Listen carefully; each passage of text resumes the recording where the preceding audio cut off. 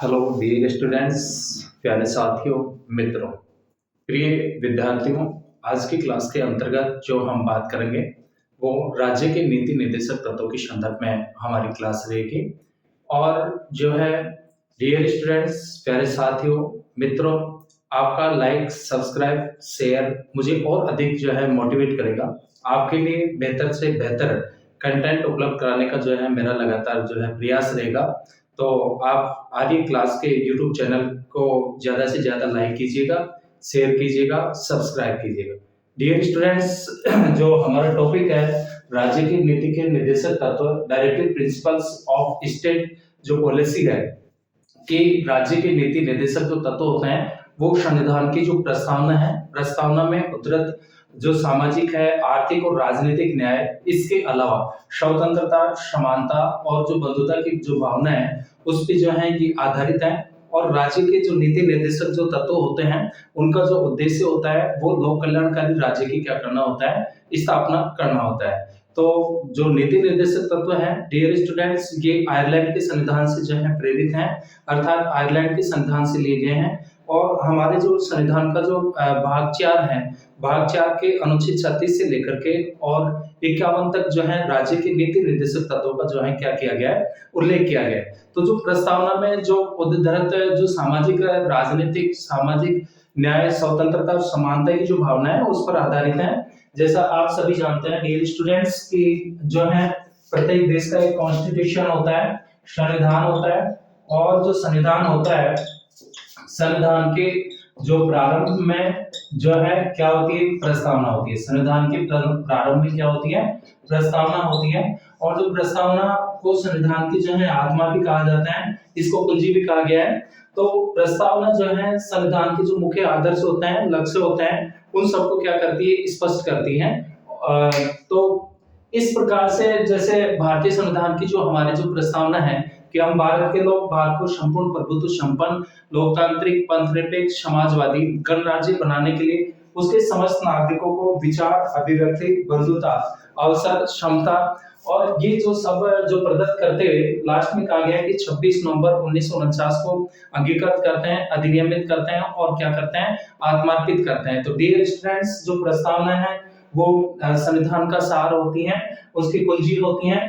और प्रस्तावना विहीन संविधान जो होता है वो मृतप्राय होता है। तो डियर स्टूडेंट्स, प्रस्तावना में जो उद्देश्य जो रखे गए हैं, जो लक्ष्य हैं, उन पे जो है डायरेक्टिव जो प्रिंसिपल्स हैं, नीति निर्देशक जो तत्व हैं, वो मोस्टली रूप में जो है सामाजिक न्याय, राजनीतिक, स्वतंत्रता, समानता, बंधुता की भावना पर मोस्टली रूप में क्या है, आधारित है। और नीति निर्देशक तत्वों का जो उद्देश्य होता है वो मोस्टली रूप में जो है लोक कल्याणकारी राज्य की क्या करना होता है, स्थापना करना होता है। ठीक है, तो अब हम बात करते हैं नीति निर्देशक तत्वों के संदर्भ में। तो आपको मोस्टली रूप में ध्यान रखना है कि हमारा जो भारतीय संविधान है, भारतीय संविधान के भाग 4 में जो है अनुच्छेद 36 से लेकर के और 51 तक, आर्टिकल जो है 36 से लेकर के 51 तक जो है नीति निर्देशक तत्वों का क्या किया गया, उल्लेख किया गया है। अगर हम इनके उद्देश्यों की बात करते हैं कि नीति निर्देशक तत्वों का जो उद्देश्य है वो मोस्टली रूप में क्या है,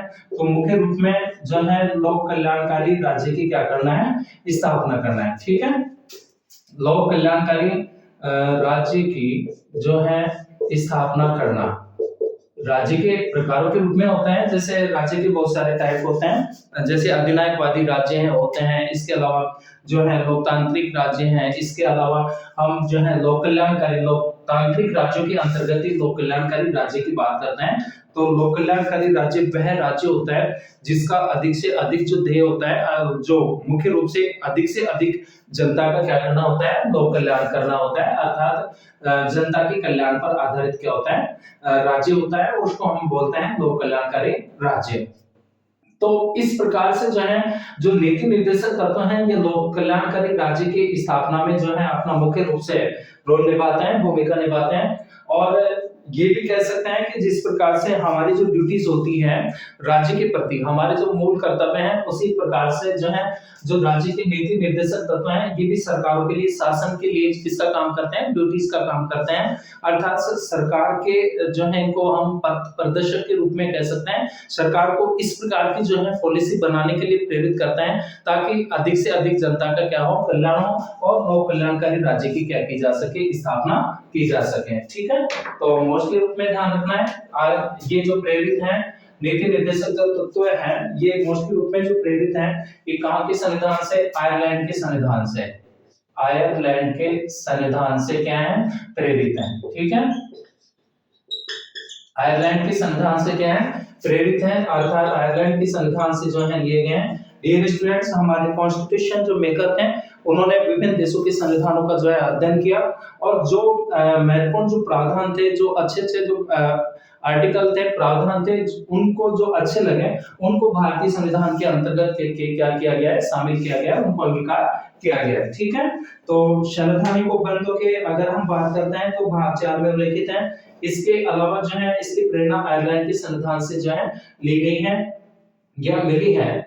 और नीति निर्देशक तत्वों के अगर हम महत्व की बात करें, इनका महत्व देखें, डायरेक्टिव जो प्रिंसिपल्स हैं, इनका जो महत्व है, नीति निर्देशक तत्वों का महत्व है। तो महत्व के संदर्भ में आप बात करें तो सबसे पहले आता है कि लोक कल्याणकारी जो है राज्य की स्थापना करना, लोक कल्याणकारी राज्य की क्या करना, स्थापना करना। ठीक है, मोस्टली रूप में इनका प्रमुख रूप से जो एम होता है, उद्देश्य होता है, वो क्या होता है कि लोक कल्याणकारी राज्य की क्या करना, स्थापना करना। दूसरे सेकंड नंबर पे हम महत्व की बात करें, इंपोर्टेंसता की बात करें तो आर्थिक और सामाजिक लोकतंत्र की क्या करते हैं, स्थापना करते हैं। आर्थिक व सामाजिक लोकतंत्र के जो है क्या करना, स्थापना करना। ठीक है, जिससे जो है आर्थिक, इकोनॉमिक रूप में एंड सोशल रूप में डेमोक्रेटिक जो है उसकी क्या होती है, स्थापना होती है। सामाजिक में समानता की स्थापना करना, इसके अलावा सामाजिक में किसी भी आधार पर भेदभाव का क्या करना, निषेध करना, उसको रोकना। आर्थिक कि व्यक्ति की जो मूलभूत जो आवश्यकताएं होती हैं, जैसे रोटी है, कपड़ा है, चिकित्सा है, मकान है, ये व्यक्ति को जीवन जीने के लिए उसकी मूलभूत आवश्यकताओं की श्रेणी में आते हैं। उसको जो है मूलभूत आवश्यकताओं की क्या कराना, पूर्ति कराना। इसके अलावा जो है भारत सरकार के कल्याणकारी कार्यों का आधार और अधिकांश जो योजनाएं होती हैं शासन की या सरकार की, जो महत्वपूर्ण जो योजनाएं होती हैं, पॉलिसी होती हैं, वो मोस्टली रूप में जो है नीति निर्देशक तत्वों पर क्या होती हैं, आधारित होती है। ठीक है, तो भारत सरकार के कल्याणकारी कार्यों का आधार अधिकांश योजनाएं जो है नीति निर्देशक तत्वों से प्रेरित होती हैं। इसके अलावा इसमें भारतीय संविधान का दर्शन निहित है। ठीक है, संविधान का इसमें जो है दर्शन जो है निहित है। हमारे संविधान निर्माताओं के जो आदर्श थे, जो लक्ष्य थे, वो सारे जो है दर्शन हमें इसके अंतर्गत मिलते हैं। अर्थात भारतीय संविधान का जो दर्शन है वो नीति निर्देशक तत्वों के अंतर्गत क्या है, निहित है। इसकी ये इंपोर्टेंस है। इसके अलावा हम बात करें तो जब कभी न्यायपालिका के सम्मुख, ध्यान रखना, हमारी जो न्यायपालिका है और न्यायपालिका की हम बात करें तो भारत में जो न्यायपालिका है, न्यायपालिका का जो आकार है या इसका जो गठन है वो पिरामिड की भांति है। ठीक है, किसकी भांति है, पिरामिड की भांति। जैसे जैसे हम ऊपर की ओर बढ़ते हैं तो न्यायालयों की संख्या में कमी होती जाती है, जैसे जैसे नीचे की ओर आते हैं तो न्यायालयों की संख्या में वृद्धि होती जाती है। लेकिन जैसे जैसे ऊपर बढ़ेंगे न्यायालयों की संख्या में कमी आएगी, लेकिन उनकी शक्तियों में व्यापक रूप से क्या होती जाती है, वृद्धि। जैसे न्यायपालिका की बात करें तो सर्वोच्च स्तर पे जो न्यायपालिका है वो कौन सी है, सुप्रीम कोर्ट है, अर्थात सर्वोच्च न्यायालय। इसके बाद में जो है प्रत्येक राज्य में क्या होता है, एक उच्च न्यायालय होता है जिसको हाई कोर्ट बोलते हैं। भारत में टोटल जो उच्च न्यायालयों की जो संख्या है वो 25 है, क्योंकि 2 राज्यों पर एक उच्च न्यायालय भी है, जैसे हरियाणा और पंजाब का एक ही उच्च न्यायालय है, चंडीगढ़ हाई कोर्ट। तो इस प्रकार से टोटल अगर हम भारत में उच्च न्यायालयों की बात करते हैं तो टोटल कितने हैं, 25 हैं। ठीक है, इसके अलावा इनके अधीनस्थ जो न्यायालय होते हैं वो डीसी होते हैं, डिस्ट्रिक्ट कोर्ट, और इनके अंदर में जितने भी न्यायालय होते हैं उनको सबऑर्डिनेट जुडिशरी अर्थात अधीनस्थ न्यायालय होते हैं। ठीक है, कौन से न्यायालय होते हैं? अधीनस्थ न्यायालय। तो सर्वोच्च स्तर पर सुप्रीम कोर्ट न्यायपालिका की सबसे बड़ी क्या है? संस्था है।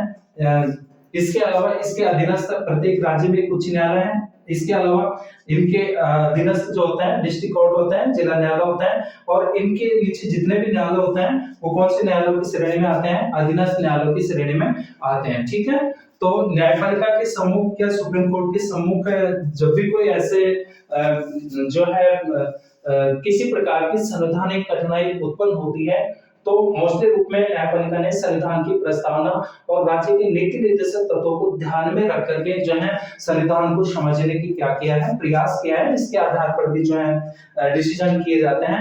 इसके अलावा जो है वर्तमान में उच्चतम न्यायालय के द्वारा जनहित याचिकाओं के अंतर्गत जीवन के अधिकार की विस्तृत व्याख्या की गई है और जीवन के अधिकार में आजीविका भी जो है नीति निर्देशक तत्वों में क्या है? वर्णित है। ठीक है, तो मोस्टली रूप में एक बार रिवाइज देख लेते हैं। सबसे पहले हम बात कर रहे हैं हमारी क्लास का आज का जो टॉपिक है वो directive principles of state policy है, डीपीएसपी, यानी राज्य की नीति के निर्देशक तत्व। ठीक है, निर्देशक तत्व भी बोल सकते हैं इनको मोस्टली रूप में कि राज्य के नीति निर्देशक जो तत्व हैं वो संविधान की प्रस्तावना में जो उद्दृत जो सामाजिक आर्थिक इसके अलावा राजनीतिक न्याय स्वतंत्रता समानता और बंधुता की भावना पर मोस्टली रूप में नीति निर्देशक जो तत्व होते हैं वो क्या होते हैं? आधारित है। और राज्य के जो नीति निर्देशक तत्वों का जो मुख्य जो एम होता है, उद्देश्य होता है, वो लोक कल्याणकारी राज्य की क्या करना होता है? स्थापना करना होता है। ठीक है, इसके अलावा जो नीति निर्देशक तत्व हैं ये आयरलैंड के संविधान से प्रेरित हैं। कहां से प्रेरित हैं? आयरलैंड के संविधान से। हम संवैधानिक बात करते हैं तो भारतीय संविधान का जो पार्ट 4 है भाग 4 के अंतर्गत अनुच्छेद 36 से लेकर के और 51 तक जो है नीति निर्देशक तत्वों का क्या किया गया? उल्लेख किया गया।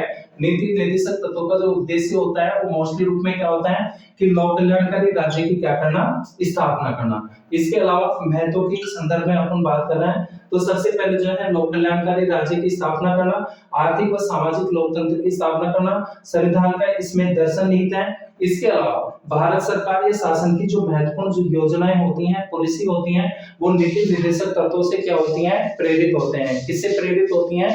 नीति निर्देशक सिद्धांतों या तत्वों से क्या होती हैं? प्रेरित होती हैं। इसके अलावा और भी हम बात करें तो जो है अगर न्यायपालिका के सम्मुख किसी प्रकार की संवैधानिक कठिनाई आती है तो मोस्टली रूप में जो न्यायपालिका है वो प्रस्तावना और नीति निर्देशक जो तत्व हैं उनको ध्यान में रख करके उनको समझ करके जो है कानून की क्या की जाती है? संवैधानिक रूप में क्या की जाती है?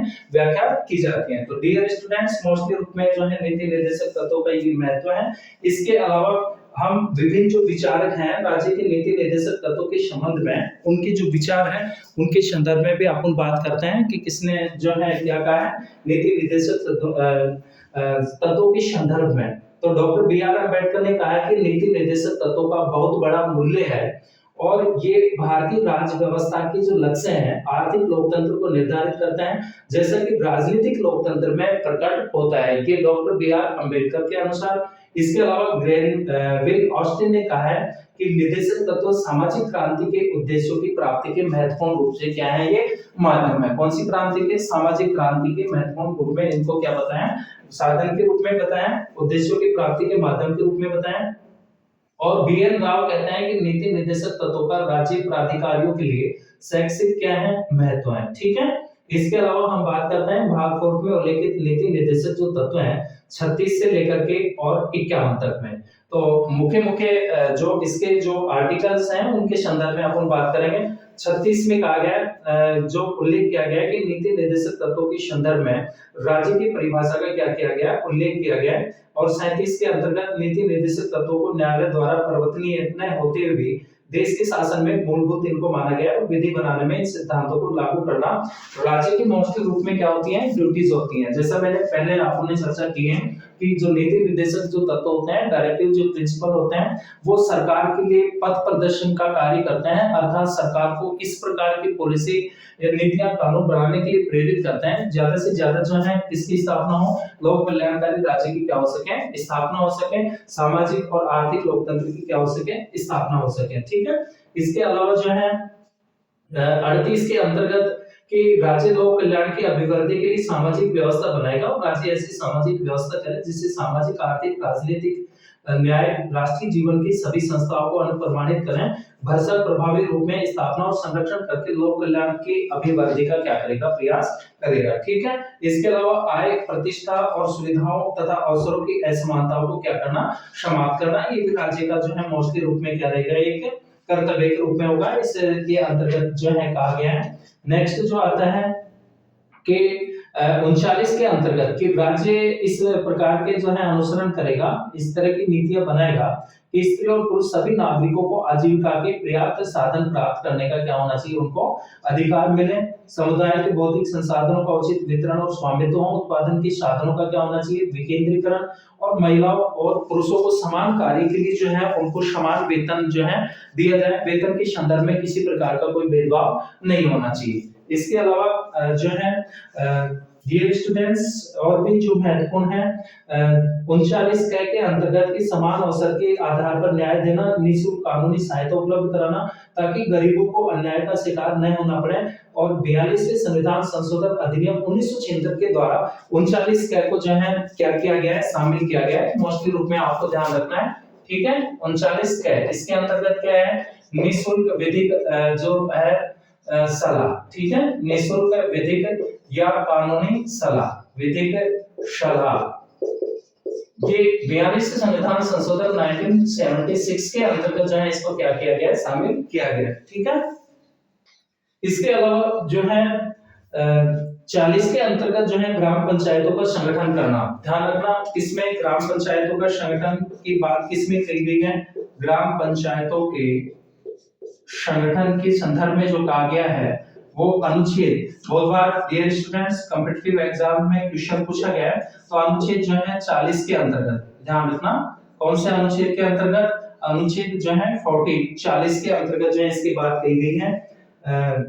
और स्वायत्त शासन की इकाई के रूप में कार्य करने हेतु शक्ति और उनको जो है अधिकार प्रदान करना। इसके अलावा जो 41 है, 41 है, इसमें कुछ दशाओं में अर्थात कुछ परिस्थितियों में जैसे बुढ़ापा है, बेरोजगारी है, बीमारी है, इसके अलावा असशक्तता की जो स्थिति है, इस दशा में काम, शिक्षा और लोक सहायता पाने का अधिकार सुनिश्चित करने के लिए राज्य जो है वो प्रभावी क्या करेगा, प्रावधान करेगा, इस प्रकार की जो है पॉलिसी बनाएगा। और जो है 42 के अंतर्गत की कार्य की न्याय संगत और मानवीय दशाओं का तथा मातृत्व सुरक्षा हेतु सहायता का जो है उपबंध किया गया है। ठीक है। मातृत्व सहायता के अंतर्गत जो है अनुच्छेद कौन सा है, 42, ध्यान रखना, मातृत्व सहायता प्रदान करना। ठीक है। प्रसूति सहायता की जो बात की गई है वो अनुच्छेद 42 के अंतर्गत की गई है। इसके अलावा जो है 43 के अंतर्गत कर्मचारी को निर्माण मजदूरी कुटीर उद्योगों का विकास, 43 कै में उद्योगों के प्रबंधन में मजदूरों की भागीदारी के लिए उपयुक्त विधान बनाना, और 42वें संविधान संशोधन अधिनियम के द्वारा ये भी जो है 43 कै जो है मोस्टली रूप में जोड़ा गया है। इसके अलावा 43 कै में सहकारी समितियों का उन्नयन, 97वें संविधान संशोधन अधिनियम 2011 के द्वारा इसको जो है लागू किया गया, और 44 के अंतर्गत नागरिकों के लिए एक समान नागरिक संहिता लागू करने का क्या करेगा, प्रयास करेगा कि सभी नागरिकों के लिए जो है सरकार जो है एक समान कानून बनाए, एक समान जो है विधि बनाए, नागरिक उनके लिए संहिता लागू करने का जो है क्या करें, प्रयास करें। ठीक है। इसके अलावा डियर स्टूडेंट्स जो अनुच्छेद जो 45 है, इसमें 6 वर्ष से कम आयु के बच्चों को शिक्षा तथा उनकी देखभाल, ठीक है, 6 वर्ष से कम आयु बच्चों की शिक्षा और उनकी देखभाल, और जो 46वां संविधान संशोधन अधिनियम था 2002 के द्वारा इसको लागू किया गया। और 46 के अंतर्गत अनुसूचित जातियों, जनजातियों, अन्य दुर्बल जो समाज के जो कमजोर वर्ग हैं उनको शिक्षा और अर्थ संबंधी हितों की अभिवृद्धि और सामाजिक न्याय उनको जो है प्रदान करना, उनके लिए इस बात को जो है सुनिश्चितता करना। 47 में लोगों के पोषाहार स्तर, जीवन स्तर को ऊंचा करने और लोक स्वास्थ्य को सुधार को प्राथमिक कर्तव्य माना गया है, तथा मादक पेय और हानिकारक नशीले पदार्थों के सेवन का प्रतिषेध करने का जो है क्या करना, प्रयास करना। नेक्स्ट 48 में कृषि और पशुपालन का संगठन आधुनिक वैज्ञानिक प्रणालियों के अनुसार करना, जैसे गायों, बछड़ों, अन्य दुधारू और वाहक पशु की नस्लों का परिरक्षण, सुधार करना, उनके वध का प्रतिषेध करने के लिए सरकार जो है राज्य क्या उठाएगा, कदम उठाएगा। और जो 48 क है बाद में 48 क्या जोड़ा गया 42वें संविधान संशोधन के द्वारा ही कि पर्यावरण के संरक्षण और संवर्धन, वन और वन्य जीवों की रक्षा का प्रयास करना। 49 में राष्ट्रीय महत्व के स्मारकों, स्थानों और वस्तुओं का जो है संरक्षण करना। इसके अलावा 50 के अंतर्गत राज्य की लोक सेवाओं में कार्यपालिका से न्यायपालिका के पृथक्करण हेतु जो है राज्य आवश्यक क्या उठाएगा, कदम उठाएगा। और 51 में अंतर्राष्ट्रीय शांति और सुरक्षा की अभिवृद्धि, राज्यों के बीच न्याय संगत सम्मानपूर्वक संबंधों, अंतर्राष्ट्रीय विवादों को मध्यस्थता अथवा बातचीत से सुलझाने के लिए प्रोत्साहन देने का जो है सरकार का क्या रहेगा, प्रयास रहेगा। इस बात का जो है सरकार के द्वारा मोस्टली रूप में जो है पहल की जाएगी कि अंतर्राष्ट्रीय जो विवाद है विभिन्न देशों के बीच में, जो हम अंतर्राष्ट्रीय राजनीति के अंतर्गत बात करते हैं, और अंतर्राष्ट्रीय राजनीति के मोस्टली रूप में 3 तत्व होते हैं, जैसे शक्ति है, संघर्ष है, ठीक है, और जो प्राप्ति का जो साधन है यानी राष्ट्रीय हित। अंतर्राष्ट्रीय राजनीति के डियर स्टूडेंट्स आप सभी जानते हैं 3 तत्व होते हैं। सबसे पहले राष्ट्रीय हितों की बात की जाती है, और राष्ट्रीय हितों की प्राप्ति के लिए जो है परस्पर जो विभिन्न जो कंट्रीज होते हैं, राष्ट्र होते हैं, उनके बीच में क्या होता है, झगड़े होते हैं, और उनको राष्ट्रीय हितों की प्राप्ति का मोस्टली जो साधन माना गया है, किसको माना गया है, वो शक्ति को माना गया है। किसको माना गया है, शक्ति को। तो जो है डियर स्टूडेंट ध्यान रखना कि वर्तमान में गोवा राज्य में समान नागरिकता संहिता क्या है, लागू है। कहां पर, गोवा में, ठीक है। तो ये आपको विशेष रूप से जो है ध्यान रखना है। इसके अलावा जो है बहुत सारे जो है संविधान के जो दूसरे जो भाग हैं उसमें भी उल्लेखित नीति निर्देशक तत्व हैं, जैसे 335 है, जैसे संघ या राज्य के कार्यों में संबंधित सेवाओं अधीन पदों की नियुक्तियों में अनुसूचित जाति और जनजातियों के दावों का प्रशासन की दक्षता बनाए रखने की संगति के अनुसार क्या रखना, ध्यान रखना। हिंदी भाषा के विकास के लिए जो है निर्देश की बात कही गई है अनुच्छेद 351 के अंतर्गत, ठीक है। तो मोस्टली रूप में हम संशोधन की बात करते हैं कि नीति निर्देशक तत्वों के अंतर्गत जो किए गए जो संशोधन है, amendment in directive principles of state policy, ये तो 42वें संविधान संशोधन अधिनियम 1976 के माध्यम से इसमें अनुच्छेद कौन कौन से 39 का, 43 का और 48 का को क्या किया गया है, शामिल किया गया है, ठीक है। ये संशोधन आपको ध्यान रखना है। कौन कौन से हो गए, एक तो 39 39 का, 43 का और 48 का को 42वें संविधान संशोधन अधिनियम 1976 के द्वारा जो है शामिल किया गया है, इनको जोड़ा गया है। डियर स्टूडेंट जैसा आप जानते हैं कि 42वें संविधान संशोधन के द्वारा जो है पहली बार प्रस्तावना में संशोधन करते हुए और प्रस्तावना में 3 शब्द जोड़े गए थे। कौन कौन से, एक तो पंथ निरपेक्षता, ठीक है, कौन सा, पंथ निरपेक्षता, इसके अलावा समाजवाद, समाजवाद व अखंडता, समाजवाद व अखंडता, ये 3 शब्द जो जोड़े गए वो किस में जोड़े गए, प्रस्तावना में। कौन से संविधान संशोधन के द्वारा, 42।